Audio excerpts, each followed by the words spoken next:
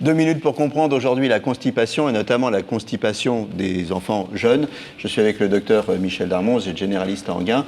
Alors des mamans qui amènent leurs jeunes enfants qui sont constipés, vous en voyez beaucoup, je suppose. Ou des papas. Ou des papas. Voilà. Oui, des papas aussi. On en voit beaucoup. Une étude Constance parle de 11% de constipation chez les nourrissons, chez les enfants, ce qui est quand même majeur. Ça se caractérise par quoi la constipation? Alors la constipation, ce sont des selles rares, dures, difficiles à émettre.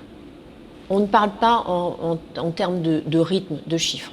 Il n'y a pas de chiffres. Quand vous dites rares, en fait, elles sont peu abondantes. Parce que rare, on pourrait penser que c'est le rythme qui est rare. Pas souvent, peu abondante, mais surtout dure et difficile à émettre. Dure et difficile. Un bébé qui a une selle tous les 10 jours, qui grossit, qui va bien, qui sourit, qui mange bien, il n'est pas constipé. Ah oui. Ah oui. D'accord. Voilà.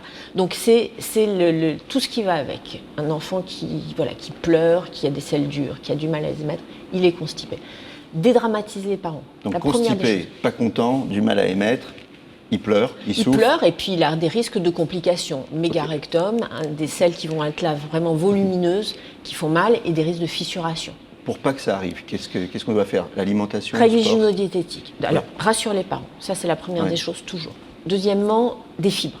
Majorer les fibres, des légumes verts, des légumes secs, boire de l'eau, des eaux fortement minéralisées, l'eau départ qui a toute sa place, et puis faire bouger l'enfant. Ça, c'est très important. Faire bouger l'enfant, qu'il ait une activité physique. Il y a un autre point très important. Un enfant, ne pas lui donner de rythme pour aller à la selle.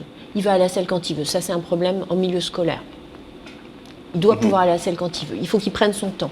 Il faut qu'il soit bien installé. Un enfant, pour pouvoir aller à la selle, il doit avoir les pieds qui reposent à plat sur le sol. Ça augmente la pression au niveau abdominal, ça favorise l'exonération. Voilà, vous savez tout. À bientôt. Et d'ici là, portez-vous bien.